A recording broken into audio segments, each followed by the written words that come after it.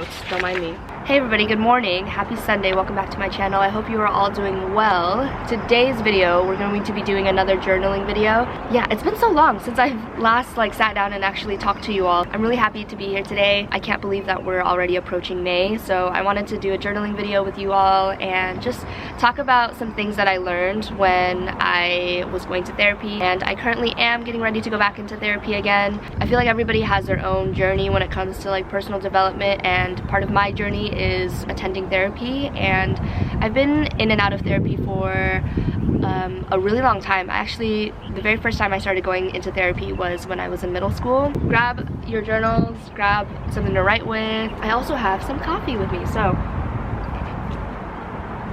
let's do this thing.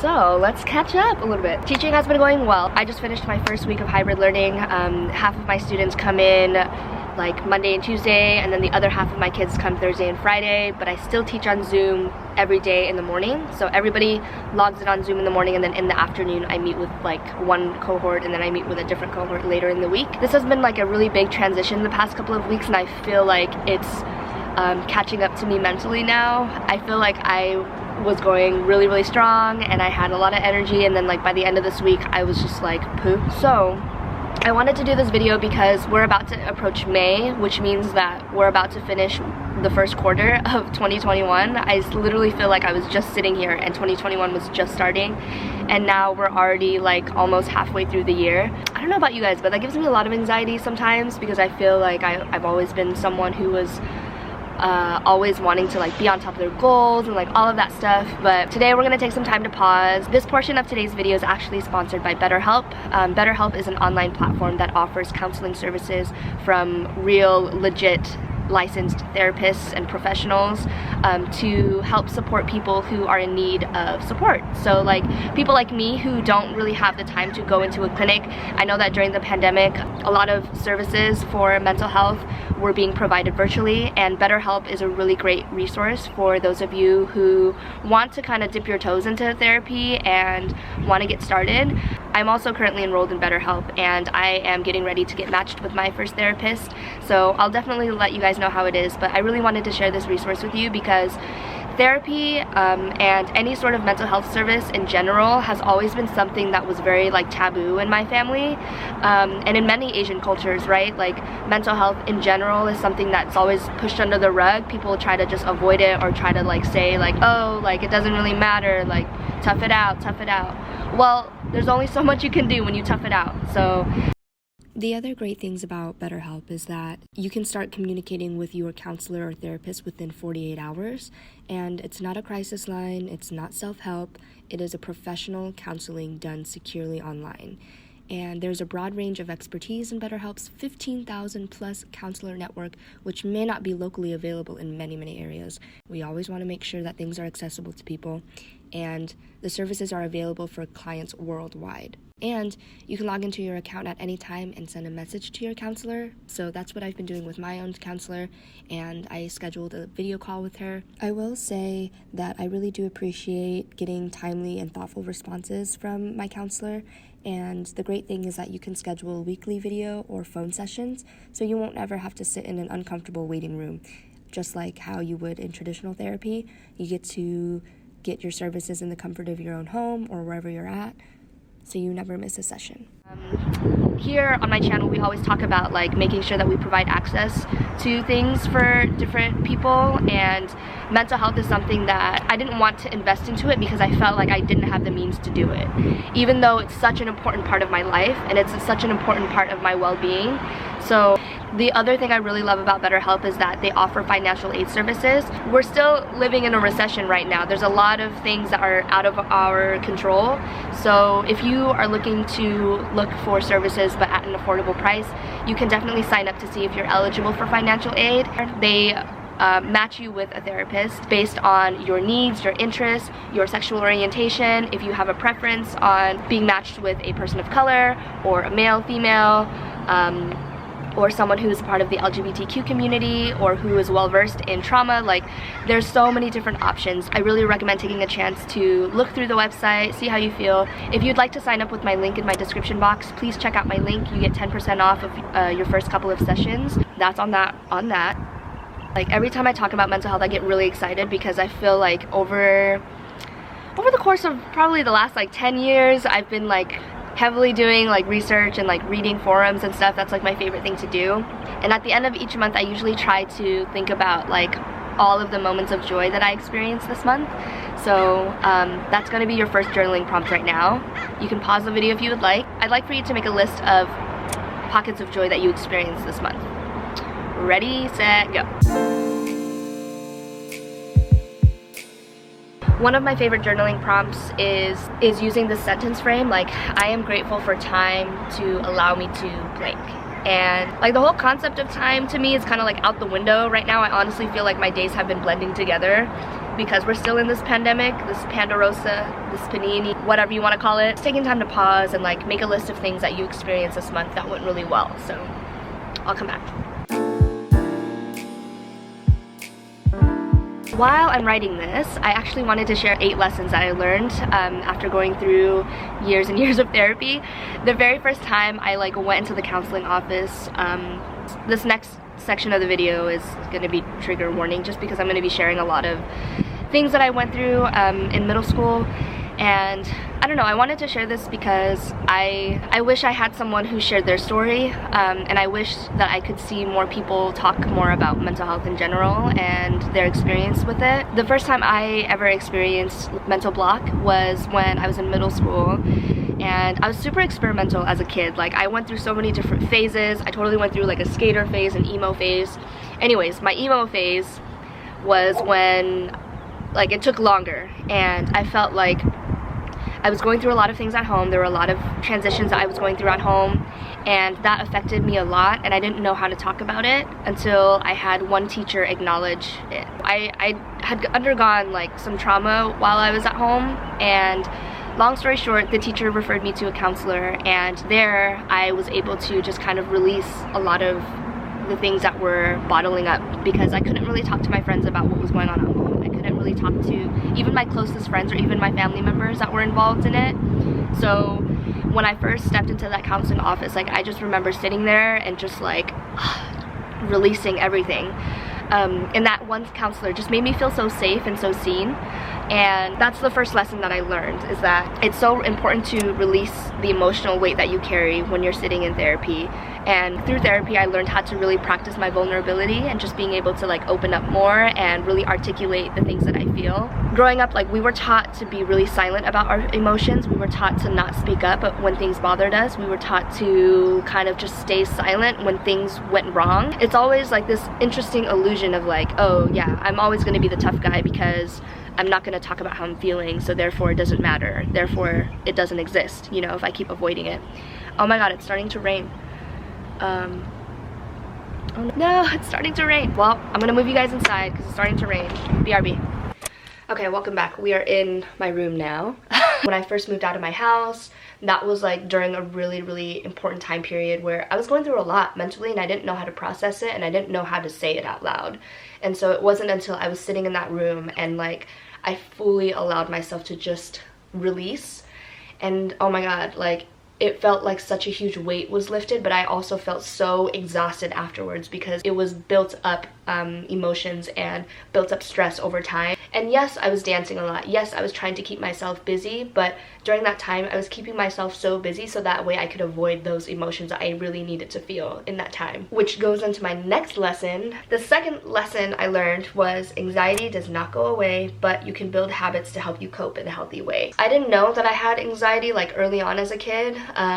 And I wasn't like professionally diagnosed, but I had a lot of behaviors that was under that category. So things like panic attacks I experienced at a young age. So those of you who don't know, and everybody goes through panic attacks differently. For me, whenever I go through one, like I feel like it feels like my mind is racing and my heart is beating really fast. I'm in panic, like I feel unsafe, and it usually goes on for like a couple of minutes. Some are more intense than others.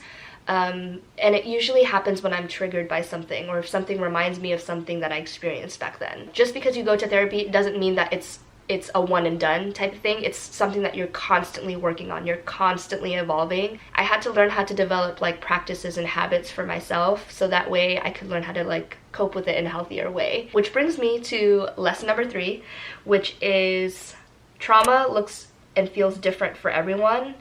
And when you are going into therapy, you're gonna learn how to unravel those really deeper parts of yourself, but you have to be open to doing that.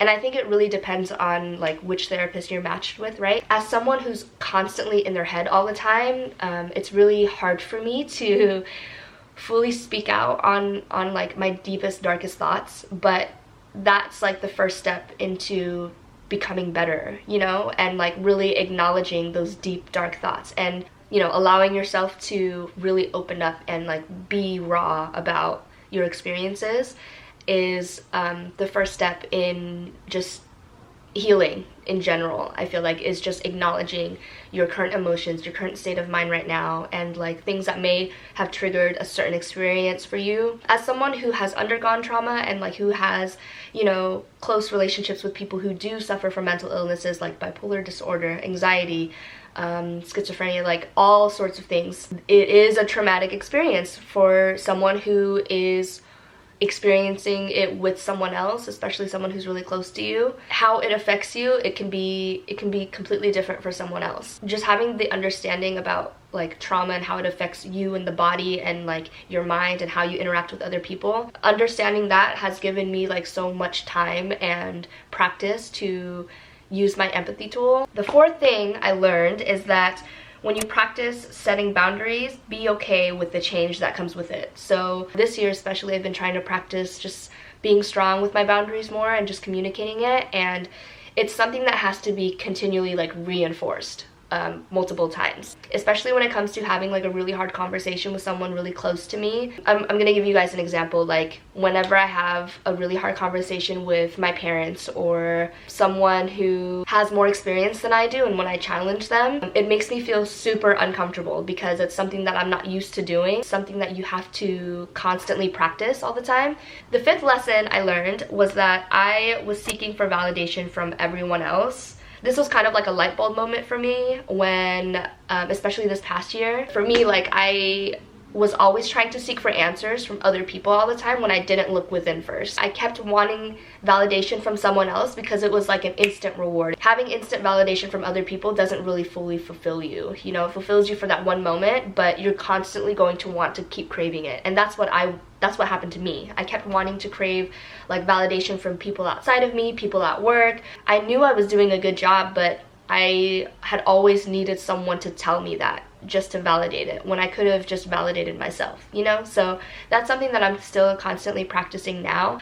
Lesson number 6, when you have direct and open communication with your therapist, it really helps you learn how to communicate with like other people in your life. The great thing about having a therapist is that they are like your soundboard and there's no filter, and you can be your completely raw self with this other person. Let's say if you're about to have a really hard conversation with somebody or you don't know how to approach a situation, your therapist can be that person to rehearse something with. Lesson number 7, we are almost done, you guys. I am learning how to embrace my past and like forgiving myself for my truth and like my mistakes.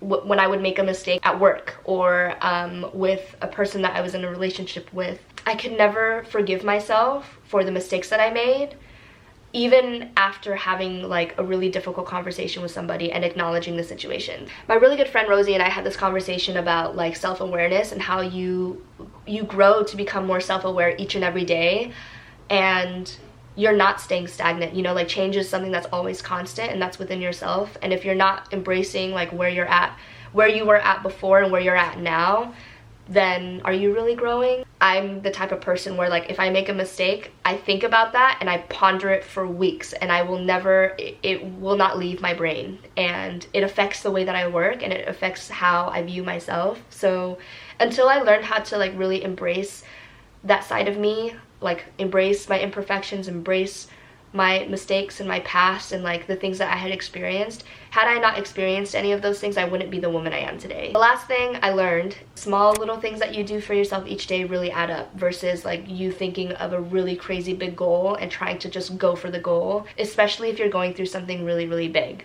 Learning how to give yourself grace, especially when it comes to personal development, because we're not perfect. Like, you're not going to always be reading a self-help book. You might slip every now and then, and that's just a part of life. That's a part of you being human. The small acts you do each day, the way you talk to yourself each morning, or the small things that you do for self-care, like, they add up over time, and that's how you really build a strong habit. That's how you build a really healthy routine.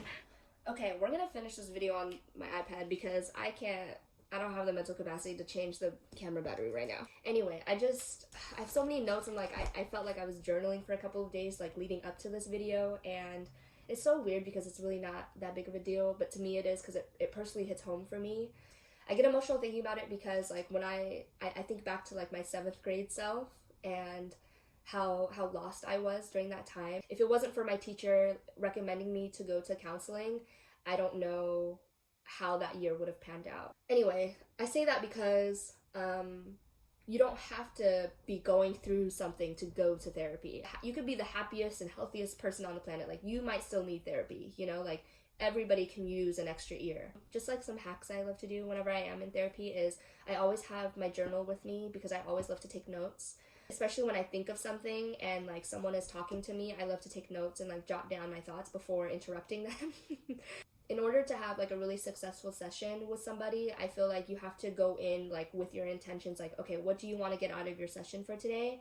And even if you don't have an intention set already before your session, you could think about like, okay, what are some things that I want to talk about? Like, start talking about your week and how it went, some highs and lows. It's always really nice to like have space to reflect with somebody. I hope you guys enjoyed this video. I know we didn't really do that much journaling together. To close out this video, I'm gonna give you one last journaling prompt, and that is to fill in the sentence frame, which is, I am proud of myself for blank, and you can make a list. I always feel awkward like closing out, but anyway, I'll talk to you guys all very, very soon.